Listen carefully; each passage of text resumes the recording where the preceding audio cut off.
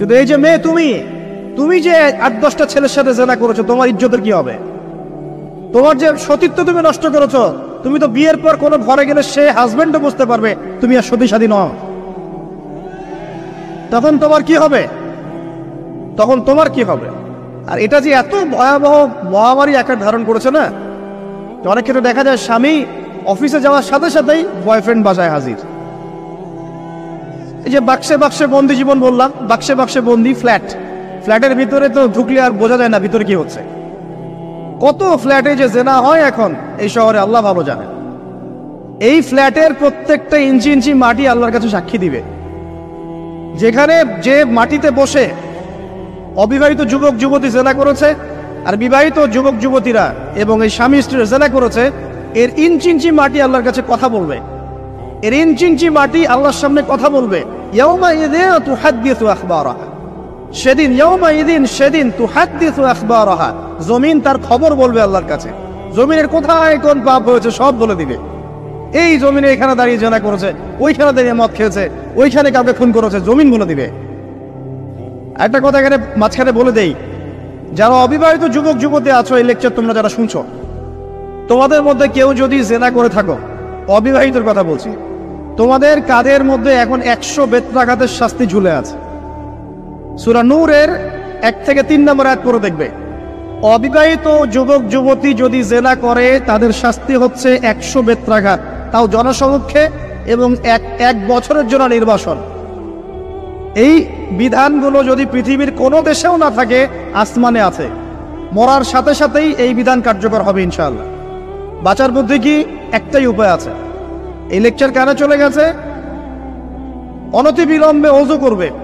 ওযু করে খালেস ভাবে রাতের শেষ রাতে জায়নামাজ বিছাবে। জায়নামাজ বিছিয়ে আল্লাহর সামনে দাঁড়িয়ে 2 রাকাত নামাজ পড়বে। পড়ে নিজের পাপের কথা স্মরণ করে চোখ দিয়ে দরদর করে পানি ফেলে দিবে। আল্লাহকে সেজদায় গিয়ে বলবে, আল্লাহ আমি জেনা করেছি, আমাকে মাফ করে দাও। আমার এই পাপের কথা কেউ জানে না, তুমি জানো, মাফ করে দাও। এই মাফ নেওয়ার পরে আবার ওই যার সাথে করেছেন ওর সাথে আবার লিঙ্ক আপ করার চেষ্টা করেন না। আসো আমরা জেনা করেছিলাম, আসো বিয়ে করে নেই, এটা সলিউশন না। জেনা করেছেন, আগে তওবা করে ফিরে আসতে হবে, তারপরে পুরো জীবন ইসলামিক লাইফ লিড করতে হবে। আল্লাহ যদি দেখেন যে হ্যাঁ আপনি ঠিকঠাক তওবা করে আল্লাহর কথা চলছেন, আল্লাহ তখন আপনাকে নেককার স্ত্রী দিবে ইনশাআল্লাহ। এই একমাত্র রাস্তা যুবকদের জন্য এবং যুবতীদের জন্যও। যুবকরা না হলে পার পেয়ে যেতে পারে, কারণ একটা কথা সমাজে প্রচলিত আছে না, যে ছেলে মানুষের ইজ্জত তো সহজে যায় না, গোপন হয়ে গেছে, কেউ জানে না, আল্লাহ মাফ করে দিয়েছেন, সে হয়তো পার পেয়ে গেল। কিন্তু এই যে মেয়ে, তুমি যে 8-10টা ছেলের সাথে জেনা করেছো, তোমার ইজ্জতের কি হবে? তোমার যে সতীত্ব তুমি নষ্ট করেছো। তুমি তো বিয়ের পর কোনো ঘরে গেলে সে হাজবেন্ডও বুঝতে পারবে তুমি আর সতী সাথী নও। তখন তোমার কি হবে? বিবাহিত যারা আছে, এই যে দেবর আর ভাবি, এই যে শালি আর দুলা ভাই, মধুর সম্পর্ক না এগুলা? দাঁড়াও, এগুলো মধুর সম্পর্ক। দেখা যায় সুবহানাল্লাহ, এই যে আমার এখানে ফোন আছে না, আমাদের অফিসিয়াল পেজ আছে, অফিসিয়াল পেজে যত প্রশ্ন আসে দেখি ম্যাক্সিমাম জেনা কেন্দ্রিক, ব্যভিচার কেন্দ্রিক, পরকীয়া কেন্দ্রিক। একজন প্রশ্ন করেছে যে দোলা ভাইয়ের চরিত্র এত খারাপ ছিল, আর ওই মেয়ের বয়স তখন কম ছিল, 13 বছর বয়স। 13 বছর বয়সের মেয়ের দিকে সে চোখ দিয়েছে। যাকে বিয়ে করেছে তার সাথে তো সম্পর্ক আছেই, যাকে বিয়ে করেছে ওর সাথে তো সম্পর্ক আছেই। তারপরে আপনার শালীর সাথে সম্পর্ক। এখন শালীর সাথে তার 2 বছর ধরে সম্পর্ক করার পর সেগুলোর ভিডিও ধারণ করেছে, ধারণ করে তাকে ব্ল্যাকমেইল করছে যে যদি আমার সাথে খারাপ কাজে সে রাজি না হয় তাহলে এই ভিডিওগুলো ভাইরাল করে ফেল। এই যে অনলাইনের যুগ, এখন তো মানুষ নিশ্চিন্তে মানুষ যে একটা প্রাইভেট লাইফ লিড করবে সেটাও করতে পারে না। প্রাইভেট লাইফের সব কিছু রেকর্ডেড হয়ে যায়, হয় না? এটা একটা ফিতনা, মহাফিতনা। এখন সে রেকর্ড করেছে, এইভাবে ব্ল্যাকমেইল করে এই শালীর সতীত্ব নষ্ট করলো। 1 বছর 2 বছর না, 3 বছর ধরে। এখন এই মেয়ে প্রশ্ন করছে পেজের মধ্যে যে এখন তার মানসিক অবস্থা এতই খারাপ, সে জিজ্ঞাসা করছে আমি যদি আত্মহত্যা করি তাহলে আমার পাপ হবে কিনা। এই মেয়েটা যদি আপনার বোন হতো কি করতেন? আল্লাহ না করুক এই মেয়ে যদি কারো মেয়ে হতো তাহলে কি করতেন আপনি? আপনার কাছের কেউ হলে আপনি কি করতেন? এখানে ওই শাস্তিটা না বলে সামনে যেতে পারছি না। শোনেন, যারা বিবাহিত ব্যক্তি হওয়ার পরেও পরকীয়া করেছেন, বিবাহ করার পরেও পরকীয়ার পাপে লিপ্ত ছিলেন বা এখনো আছেন, জেনে হোক না জেনে হোক করেছেন, অথবা এটা জেনে করেছেন যেটা একটা খারাপ কাজ তারপরেও করেছেন, রাসূলুল্লাহ সাল্লাল্লাহু আলাইহি ওয়াসাল্লামের হাদিস এবং আল্লাহ পাকের কালাম অনুযায়ী তাদের শাস্তি হচ্ছে কোমর পর্যন্ত মাটিতে পুঁতে ফেলে পাথর নিক্ষেপ করে রজম করে হত্যা করা।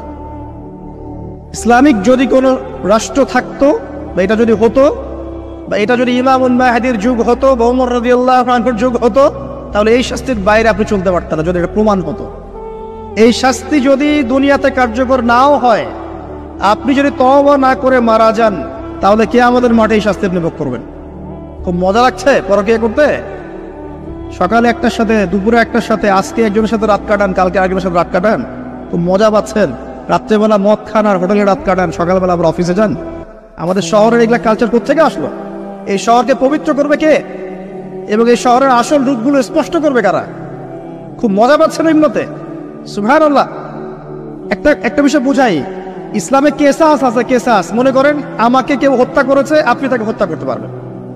মনে করেন আপনি কাউকে হত্যা করেছেন, ঠিক আমাদের লজের মধ্যে কেউ যদি কাউকে হত্যা করে তাকে ফাঁসি দেওয়া হয় না, এরকমই কেউ যদি কাউকে হত্যা করে, ইসলামের বিধান কেসাস করা, মানে হাতের বদলে হাত, চোখের বদলে চোখ, কানের বদলে কান, নাকের বদলে নাক, জানের বদলে জান, যদি প্রমাণ হয়। কিন্তু এখানেও হত্যাকারীর বাঁচার সুযোগ আছে। কিরকম? মনে করেন আপনি আমার পরিবারের কাউকে হত্যা করেছেন, আল্লাহ না করুন। এখন আপনি এসে আমাকে ক্ষমা চাচ্ছেন যে আমার ভুল হয়ে গেছে, আমি মুক্তিপণ রক্তপণ দিব, আমাকে মাফ করে দেন।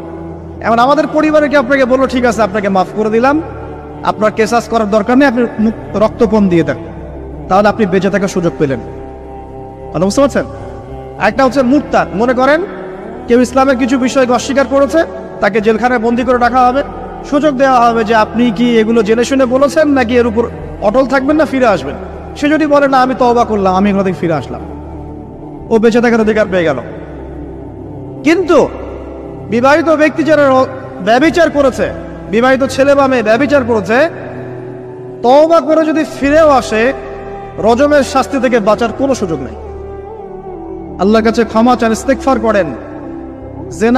জেনার ফলশ্রুতিতে সমাজে মহামারী নেমে আসে। জেনা, পরকীয়া, অশ্লীলতার কারণে সমাজে এমন সব রোগ ব্যাধির উদ্ভব হয় যেগুলো কখনো ছিল না। এই শহরটা জেনার শহর। আমাদের এই ঢাকা শহর জেনার শহর। আপনাকে এটা বোঝার জন্য আমার লেকচার না শুনে আপনি পেপার পত্রিকা ঘাটেন, অনলাইন সার্চ করেন, দেখবেন এই শহরে আনাচে কানাচে জেনা হয় এবং ওপেন জেনা হয়, মানুষ জেনাকে হালাল মনে করে। এই শহরের যুবক যুবতী যারা একে অপরের সাথে বয়ফ্রেন্ড গার্লফ্রেন্ড কালচারে লিপ্ত আছে, এটাকে তারা হালাল মনে করে, কেউ হারাম মনে করে না। কত বড় সাহস দেখায়। আর রাস্তা দিয়ে আমরা হেঁটে গেলেও বয়ফ্রেন্ড গার্লফ্রেন্ড এসে আমাদেরকে সালাম দেয়, হুজুর আমাদের জন্য একটু দোয়া করেন। তো প্রত্যেকটা পার্কে পার্কে যাবেন, এই যে আপনাদের রেস্টুরেন্টগুলোতে যাবেন, দর্শনীয় যে স্পটগুলো সেখানে যাবেন, দেধার সে জেনা হচ্ছে, জেনা আর জেনা। আমি এই যুগের কথাই বলছি। নবী সাল্লাল্লাহু আলাইহি ওয়াসাল্লাম বলছেন, আমাদের নবী বলছেন, আমার উম্মতের একটা অংশ, সবাই না, আমার উম্মতের একটা অংশ অবশ্যই জেনাকে হালাল করে নেবে, অবশ্যই মদকে হালাল করে নেবে, মদ পান করবে কিন্তু মদের নাম অন্য দিবে, এবং তারা গান বাজনা বাদ্যযন্ত্র নর্তকীদেরকে হালাল মনে করে নিবে। নবী সাল্লাল্লাহু আলাইহি ওয়াসাল্লাম বলেছেন, যখন সমাজে এরকম পাপ বাড়ে তখন সমাজে এমন সব রোগ ব্যাধি আসে যা আগে কখনো ছিল না। এবং এদের ব্যাপারে নবীজি বলেছেন, একদিন সকালবেলা আল্লাহ পাক এদেরকে বানর এবং শুয়োর বানিয়ে দিবেন। কিয়ামতের আগে এই ঘটনাও ঘটবে, বিকৃত হবে, ভূমিধস, ভূমিকম্প, ভূমিধস এবং আকৃতির বিকৃতি, এগুলো আযাব আসবে আল্লাহর কাছে, আল্লাহর পক্ষ থেকে, এই জেনা, এই ব্যভিচার, এই পরকীয়া, নোংরামি, অশ্লীলতার কারণে। ঘরে ঘরে এগুলো বয়ফ্রেন্ড গার্লফ্রেন্ড কালচার। কেউ মনে করে না যে এগুলো হারাম, কেউ মনে করে না যে আমার এই যে সহপাঠী আমার গায়রে মাহরাম, এই গায়রে মাহরাম শব্দটাই নাই। কাজিন, চাচাতো বোন, মামাতো বোন, খালাতো বোন, এই যে কাজিন, এরা জেনা করছে। কি দেখা বাকি রেখেছে এই যুগে আমরা? এই যুগে আমরা দেখছি যে নিজের মেয়ের সাথে পিতার শারীরিক সম্পর্ক। পেপার পত্রিকা পড়েন, একটু অনলাইন ঘাটেন, দেখেন কোন যুগে আছেন আপনি। সমাজের ন্যায় অন্যায় হক বাতিলের মানদণ্ডই উল্টে যাবে। মানুষ ন্যায়কে অন্যায় মনে করবে, অন্যায়গুলোকে ন্যায় মনে করে নিবে। কোনো মানদণ্ড নাই, কোনো মানদণ্ড নেই। আমাদের শহরের এই অবস্থা, শান্তিতে কিভাবে ঘুমাবেন আপনি? নিশ্চিন্তে থাকবেন কিভাবে? কখন যে আল্লাহর গজব চলে আসে। কোরআনে একটা আয়াত আছে, যখন আল্লাহ পাকের গজব আসবে তখন শুধু জালেমদের উপর খাস করে আসবে না। আলেমদেরকে জিজ্ঞাসা করেন, আলেম ওলামাদেরকে জিজ্ঞাসা করেন, যখন আল্লাহর গজব আসবে জালেমদের উপরে শুধু খাস ভাবে আসবে না, সবার উপরে আসবে। আমি খুব ভালো মানুষ, ওয়াজ করছি, নসিহত করছি, পার পেয়ে যাবো এমন ভাবার সুযোগই নাই। আপনাকে আপনার সাধ্য মতো অন্যায়ের প্রতিবাদ করার চেষ্টা করতে হবে। লাতা'মুরুন্না বিল মা'রুফ, নবীজি বলছেন অবশ্যই তোমরা সৎ কাজের আদেশ করো। ওয়ালা তানহাউন্না আনিল মুনকার, অবশ্যই অসৎ কাজে নিষেধ করো। আও লা ইউশিকান্নাল্লাহু আন ইয়াবআসা আলাইকুম ইকাবাম মিন, অন্যথায় আমি আশঙ্কা করি তোমাদের উপর আল্লাহর পক্ষ থেকে বিশাল গজব আসবে। সুম্মা তাদউনাহু, এরপর তোমরা সবাই আল্লাহর কাছে দোয়া করবে, আল্লাহ গজব সরিয়ে দাও, সরিয়ে দাও। লা ইউস্তাজাবু দুআকুম, তোমাদের দোয়া কবুল করা হবে না। নবী সাল্লাল্লাহু আলাইহি ওয়াসাল্লাম বলেছেন মান রাআ মিনকুম মুনকারান, তোমাদের মধ্যে যে কেউ হুএভার হি ইজ, যে কেউ যদি কোনো মুনকার, নোংরা গর্হিত কোনো কাজ দেখে, তাহলে যেন ফাল ইউগাইয়ির বিয়াদিহি, তার সামর্থ্য থাকলে হাত দিয়ে যেন ঠেকায়। সামর্থ্য থাকলে হাত দিয়ে যেন ঠেকায়। যাদেরকে আল্লাহ পাক হাত দিয়ে ঠেকানোর ক্ষমতা দিয়েছেন তাদেরকে আল্লাহ জিজ্ঞাসাবাদ করবেন, কেন ঠেকালে না তুমি? জেনার লাইসেন্স দিলে কেন? মদের লাইসেন্স দিচ্ছ কেন? ঠেকালে না কেন? তুমি অন্যায় কাজকে ঠেকালে না কেন? যদি তুমি না পারো, ওয়াইল্লাম ইয়াস্তাতি', যদি সে না পারে, তাহলে ফাল ইউগাইয়ির বিলিসানি, তাহলে যেন মুখ দিয়ে সেটা প্রতিবাদ করে। এই যে মুখ দিয়ে প্রতিবাদ করার ক্ষমতা আলেম ওলামার আছে, যাদের হাতের ক্ষমতা নেই, মুখের ক্ষমতা আছে। সেটাও যদি না পারে, ওয়াইল্লাম ইয়াস্তাতি', সেটাতেও যদি সে সক্ষম না হয়, ফাবিকলবি, তাহলে যেন অন্তর দিয়ে ঘৃণাটা পর্যন্ত করে। ওয়াবিযালিকা আদআফুল ঈমান, এটা হচ্ছে ঈমানের সবচেয়ে নিকৃষ্ট একটা অবস্থা, সর্বনিম্ন অবস্থা। এর নিচে ঈমানের কোনো অবস্থাই নাই। তার মানে অন্যায় দেখে আমাদের যাদের মনে কোনো ফিলিংসই কাজ করছে না, তার মানে আমাদের ঈমান নাই আসলে। সহজ কথা, ঈমানের সেই তেজ নাই আমাদের মধ্যে।